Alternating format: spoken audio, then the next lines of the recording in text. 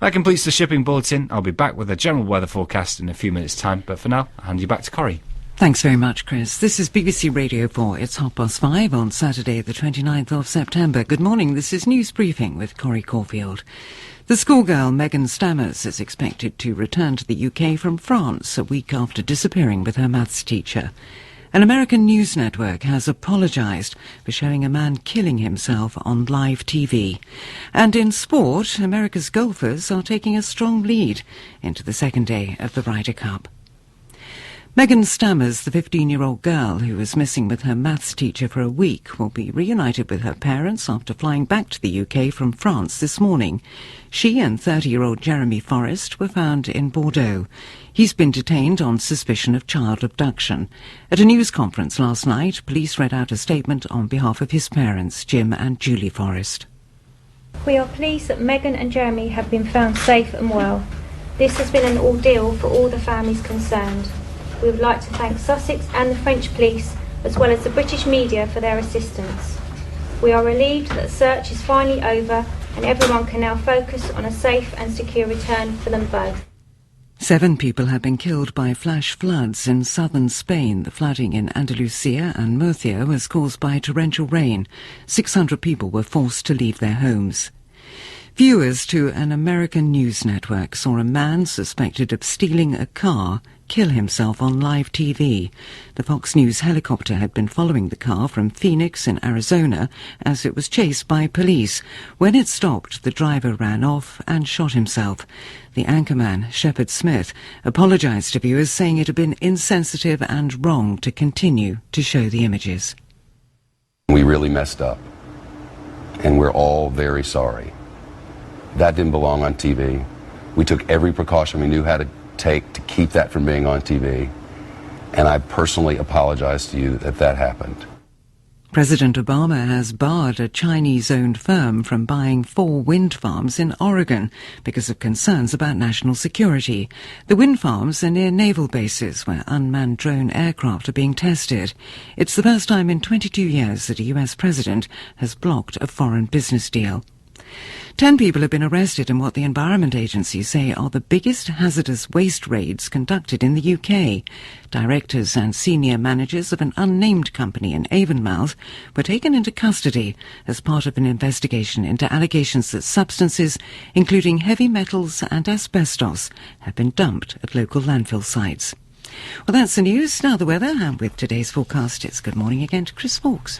Thanks a lot, Corrie. And today, one of the sunniest days that we've had for a week or so today, so enjoy the sunshine and relatively dry conditions whilst it lasts.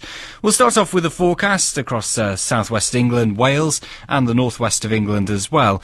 Here we have got some scattered showers this morning. Most of these will continue to be light and they'll fade away from southwest England and Wales, where they'll be isolated in any case to leave large amounts of sunshine. And after a chilly start to the day, temperatures will rise to around 15 or 16 degrees for a high. However, those showers into the northwest of England, particularly affecting Merseyside, Cheshire and through to Greater Manchester as well, well, they may well continue till the early stages of the afternoon before generally fading away to give largely fine and sunny conditions. Temperatures, as I say, into the mid-teens. Looking elsewhere, for the southeast of England, the Midlands, eastern England and northeast England, well, we're looking at fine and dry conditions here with large amounts of sunshine, just small amounts of patchy cloud developing through the course of the afternoon, but a fine afternoon nevertheless. Temperatures may well reach a high of between 15 and possibly 17 or 18 degrees in the best of the sunshine. Now for Northern Ireland, well, here we're seeing a few showers move on to the north coast in particular. Otherwise, it should be a dry and fine morning with sunny spells. It will turn cloudier through the afternoon as the weather system approaches, and that could bring an odd spot of rain to the north coast. Otherwise, it should stay mainly dry today, highs of around 14 degrees. In Scotland, a windy start to the day with even near gale force winds across the north and the west, bringing plenty of showers here. Elsewhere, it should be dry to start the day, and through the afternoon, those showers should fade away in any case. So a fine-looking day, temperatures up to around 14 degrees. Corrie. Thanks, Chris. Just coming up to 25 to 6 now. Time for a glance at some of the newspapers, both at home and abroad. They weren't coming back home is the Daily Mirror's assessment of the case of the missing schoolgirl Megan Stammers and her teacher, who were found in southern France after 8 days. They ditched their car in Paris and were looking for bar work 350 miles away, it claims. The Sun says Megan burst into tears when police caught the pair. It was 8 days that felt like a lifetime, according to The Independent. The Daily Mail says that out-of-hours GPs are being left to care on their own for up to 500,000 patients. The paper says that cost-cutting NHS chiefs are routinely assigning just one family doctor to districts that stretch over hundreds of square miles. The Department of Health tells the paper that local NHS groups are obliged to ensure a high quality of care and should take action over any failings. The Guardian says middle-aged women are facing a rise in joblessness of nearly a third, while the increase for the nation as a whole is just 4%. Reporting research by the Labour Party, the paper quotes the Shadow Home Secretary, Yvette Cooper, as saying that a toxic combination of sexism and ageism is causing problems for the generation that fought for equal pay, improvements in childcare and maternity leave. The Washington Post says the Office of America's Director of National Intelligence has defended its changing account of the attack in which the US ambassador to Libya was killed. It says suggestions that it had been an act of terrorism rather than a spontaneous attack have only recently come to light. The New York Times says the changing accounts could cost President Obama politically, exposing him on foreign policy and national security, issues where he's been ahead in the polls. But the Los Angeles Times notes that his Republican challenger, Mitt Romney, has backtracked on his earlier criticism of Mr. Obama's handling of the situation, saying it would be premature to cast judgment before the results of an investigation. The Times says the former UN Secretary-General Kofi Annan has said Tony Blair could have prevented the war against Saddam Hussein by refusing to join George Bush. He tells the paper that this could have given the Americans a pause and made them wonder, do we go this alone? And that's our look at the papers. Well, now sport, and Europe's golfers have had a disappointing start to the Ryder Cup, and Steve Keane has resigned as the manager of Blackburn Rovers. With a full roundup of all the sports news, here's Seth Bennett. America are in charge after 36 holes of the Ryder Cup as they lead Europe 5-3. European captain Jose Maria Olazabal has come under fire after leaving out Ian Poulter for the afternoon's four balls that America won 3-1. But as our golf correspondent Ian Carter reports, Poulter will be a number of changes made by the captains for the foursomes on day two. Yesterday, Ian Poulter was the controversial omission. Today, it'll be the American captain, Davis Love, who comes under the microscope. For the first time, Tiger Woods has been dropped from a Ryder Cup session. Jose Maria Olazabal, though, has reinstated Poulter, and he has a vital role to play, partnering Justin Rose in the top match against Webb Simpson and Bubba Watson. Lee Westwood and Luke Donald take on Keegan Bradley and Phil Mickelson, who won both of their matches yesterday.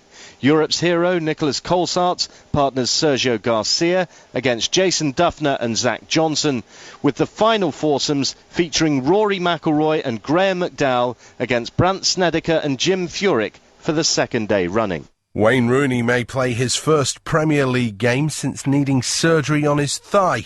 Manchester United face Tottenham this afternoon, and that's one of 8 matches for John Southall to preview.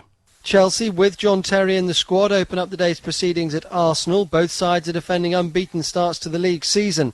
That's followed at 3 by stuttering Manchester City away at a resurgent Fulham. City have now gone 4 games in all competitions without a win.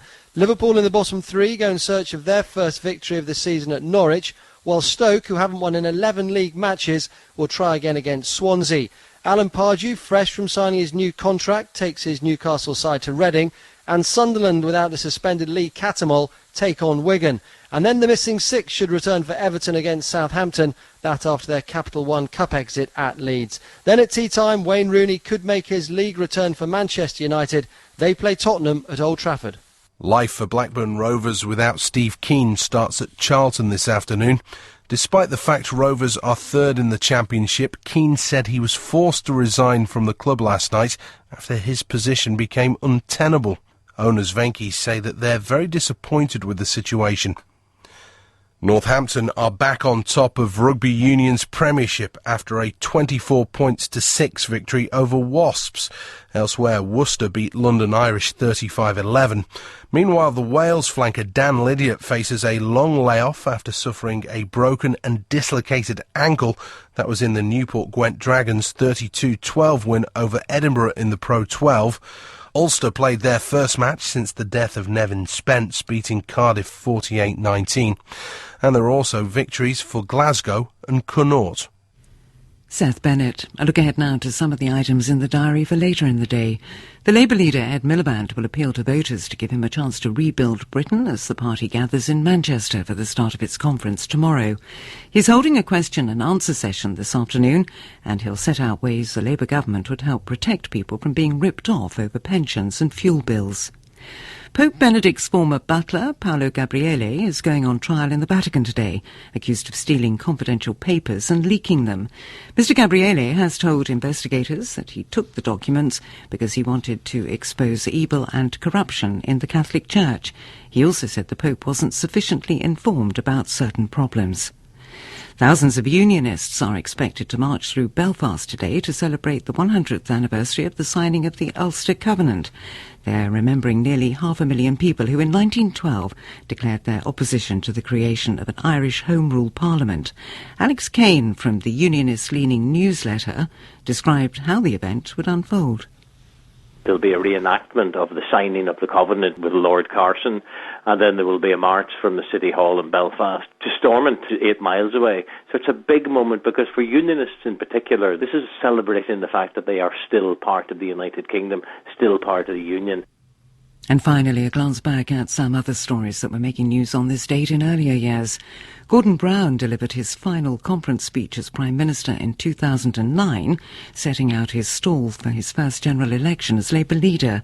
There were announcements on electoral reform, antisocial behaviour, home care for the elderly, ID cards and childcare. But at the heart of his speech was a warning of the two choices the electorate had for reducing the deficit. One is reducing the deficit by cutting frontline service, and that is the Conservative approach.